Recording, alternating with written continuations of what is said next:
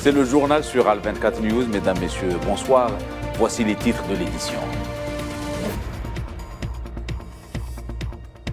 Ouverture de la 3e conférence des ministres de l'enseignement arabe. Un rendez-vous important traitant plusieurs thèmes comme l'adaptation de l'enseignement et de la formation technique et professionnelle au marché du travail.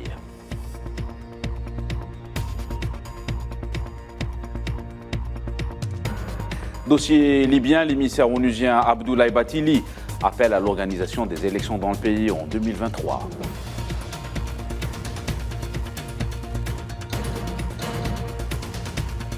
Paris a connu des heurts pendant les manifestations en hommage aux Kurdes tués la veille dans une fusillade.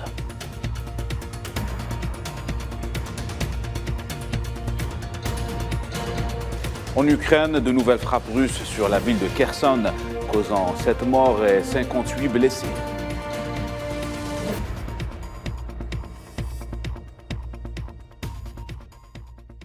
Voilà pour les titres. On entame cette édition avec l'ouverture ce samedi à Alger des travaux de la 3e conférence des ministres et responsables de l'enseignement et de la formation technique et professionnelle dans le monde arabe qui se tient au centre des conférences internationales Abdel Farhal. Un événement consacré à des thèmes comme l'adaptation de l'enseignement et de la formation technique et professionnelle au marché du travail, l'avenir de l'économie verte ainsi que le numérique.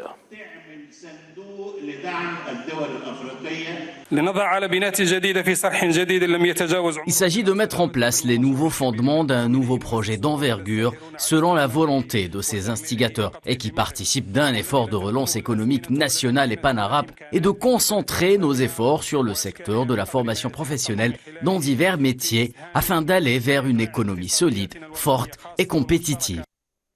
L'Algérie accorde également une importance capitale au commerce frontalier du Sud et c'est dans cet esprit de promotion que s'est ouvert hier à Tamrast la 36e édition du Salon international à Sihar. Le coup d'envoi a été donné par le ministre algérien du Commerce et de la Promotion des Exportations, Kamal Erzig, en compagnie de son homologue du tourisme et de l'artisanat, Yassine Hamadi. Cette manifestation consacre la stratégie de l'État visant à accélérer le développement économique dans le cadre des efforts consentis pour la diversification des revenus du pays.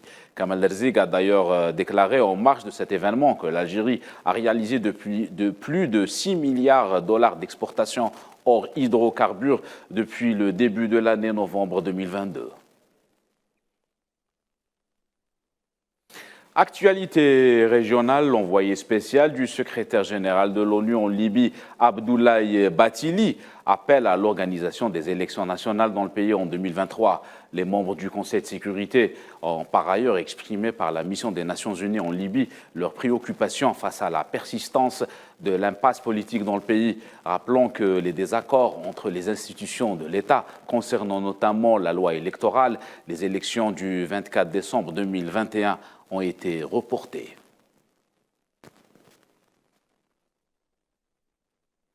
Le parquet espagnol a classé le dossier concernant l'enquête sur la mort d'au moins 23 migrants africains ayant tenté de franchir la frontière espagnole dans l'enclave de Melilla. Sans suite, le 24 juin dernier, des candidats à l'immigration voulaient atteindre la ville espagnole, ce qui a provoqué des affrontements avec les forces de police. Des ONG ont dénoncé, faisant état de plusieurs décès lors de ce drame. Les détails avec Lila Gerdal. La justice espagnole vient d'annoncer que l'enquête sur la mort d'au moins 23 migrants africains est classée. Ce classement sans suite a été décidé faute d'avoir identifié des signes de délit dans les agissements des agents des forces de sécurité espagnoles durant cette tragédie, conclut le parquet. Il semble par ce constat que le parquet n'ait trouvé aucune anomalie, voire aucun dépassement des forces de sécurité espagnoles ou encore marocaines. Mieux encore, les griefs incomberaient aux migrants, mettant en avant les témoignages de ces événements du 24 juin dernier qui parlent de violence de la part des migrants dans leur tentative d'entrée à Melilla. Le maire de Melilla, la plus haute autorité politique de cette ville, a dénoncé la réponse disproportionnée du Maroc à la tentative de passage en force des clandestins, même s'il reconnaît que l'assaut des migrants était effectivement violent. rappelant ainsi que cette répression appelée événement de Melilla n'est rien d'autre qu'un véritable drame humanitaire, car devant la détresse humaine de ces migrants, les forces de sécurité marocaines ont répondu par la violence la plus inouïe. Les images ayant défilé dans les médias ont replongé le monde dans une ère digne des périodes d'esclavage. Dans son illustration la plus vile, le parquet espagnol a tué une deuxième fois ces migrants africains. Direction Burkina Faso, la coordinatrice des Nations Unies, déclarée persona non grata par les autorités du pays. L'Italienne Barbara Manzi a été priée de quitter le pays vendredi. Selon la ministre des Affaires étrangères, Olivia Rwamba, cette expulsion se justifie notamment par le fait que Barbara Manzi a décidé d'une façon unilatérale de retirer le personnel non essentiel de l'ONU de Ouagadougou. À notre grande surprise, aujourd'hui, nous recevons une note justement de Barbara qui fait cas de l'évacuation des familles des diplomates du système des Nations Unies de Ouagadougou pour raisons sécuritaires. Et nous, à notre niveau, nous trouvons que c'est vraiment inconcevable parce que la décision a été unilatéralement prise.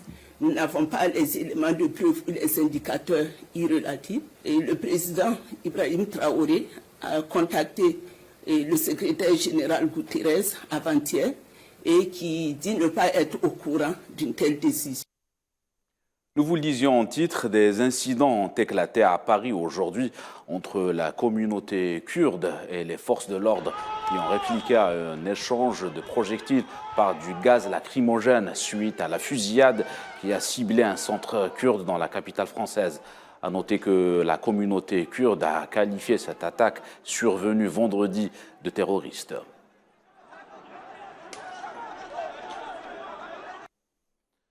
En Ukraine, au moins 7 morts et 58 blessés ont été déplorés à Kherson, dans le sud-est de l'Ukraine, après un bombardement qui a visé cette ville, théâtre de combats acharnés entre les forces ukrainiennes et russes.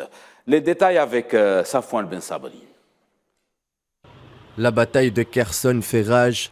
Les derniers chiffres font état d'au moins 7 morts et 58 blessés, dont 18 en état grave, suite au bombardement russe dans cette ville située dans le sud de l'Ukraine. Véritable enjeu de la guerre, la ville est tombée aux mains de l'armée russe au début de la guerre, avant d'être reprise par les Ukrainiens en novembre 2021. Elle se trouve depuis sur la ligne de front. Sa situation géographique en fait un point clé du conflit. La ville est longée par le Dniepr. Ce fleuve qui traverse l'Ukraine du nord au sud constitue une défense naturelle pour la ville, compliquant l'avancée des troupes russes, contraintes de battre en retraite après une occupation qui aura duré 8 mois. Au vu des rapports de force sur le terrain et des changements constants de la ligne de front, tout porte à croire que le conflit en Ukraine est mené à se poursuivre dans la durée. Le président ukrainien, en visite éclair à Washington, est revenu des États-Unis avec une enveloppe de 45 milliards de dollars directement injectée dans le budget militaire ukrainien, une aide occidentale qui permet à l'Ukraine de maintenir son effort de guerre. Et le Congrès américain vient de voter une loi de finances de 1 700 milliards de dollars, un budget fédéral plutôt controversé et critiqué par la Chine sur certains aspects, car il prévoit, entre autres, 45 milliards de dollars d'aide financière destinée à l'Ukraine.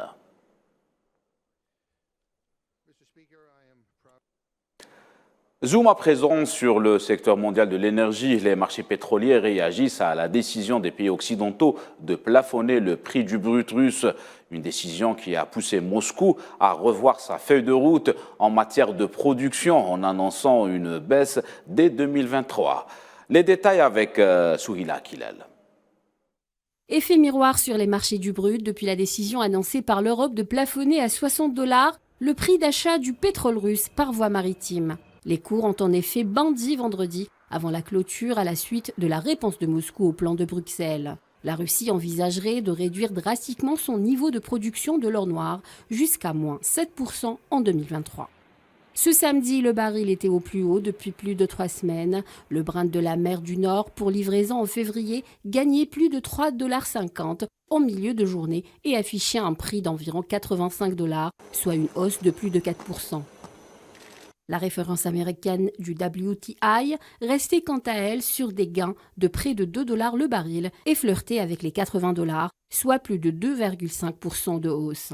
Selon les observateurs, ce stimuli au niveau des prix serait en corrélation avec la réaction de la Russie. Le mouvement aurait été suscité par les déclarations du vice-premier ministre russe Alexandre Novak, qui a prévenu que Moscou pourrait réduire sa production de 500 000 à 700 000 barils jour début 2023. Dans le même temps, la Russie a annoncé qu'elle se mettait immédiatement à la recherche de nouveaux débouchés commerciaux pour ses exportations de brut. Le président russe Vladimir Poutine a qualifié le plafonnement des prix d'instruments étrangers au marché et a déclaré que les pays producteurs de pétrole considèrent cette mesure comme une attaque les visant. La crainte d'une baisse de la production russe pourrait également déteindre sur le niveau de production des pays de l'OPEP+, ouvrant ainsi un boulevard à un repli du marché susceptible de propulser de nouveau les prix du baril au-delà des 90 $. À noter que dès le 5 février prochain, il est prévu que l'embargo de l'UE s'applique également aux produits pétroliers russes raffinés. En Russie, 20 morts ont été déplorés après l'éclatement d'un incendie dans la nuit de vendredi à samedi dans une maison de retraite privée à Kemerovo, en Sibérie. La propagation des flammes a incendié le deuxième étage de l'immeuble. Selon des sources locales, 2 personnes ont été admises à l'hôpital avec des brûlures dans un état grave.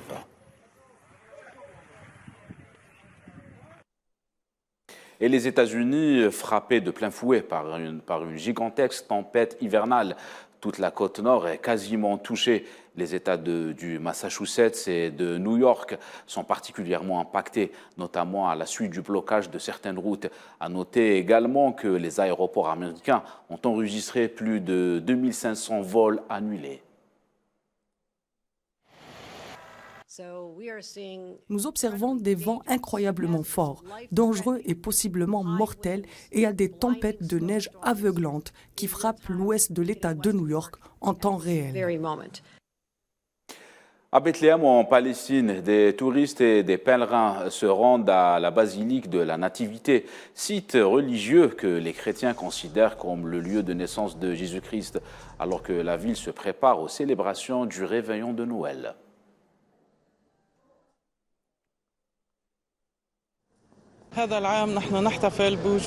Cette année, nous célébrons la présence de touristes et de pèlerins venus du monde entier. Depuis le début de cette année, depuis mars, nous avons commencé à recevoir des touristes et des pèlerins. Le nombre de touristes a continué à augmenter jusqu'à aujourd'hui avec un total de 700 000 touristes.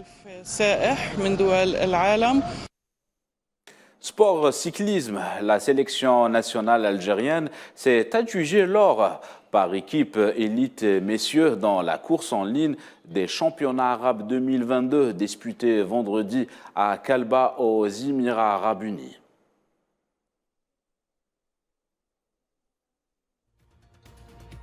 Voilà, c'est la fin de cette édition. Excellente suite de programmes sur Al 24 News.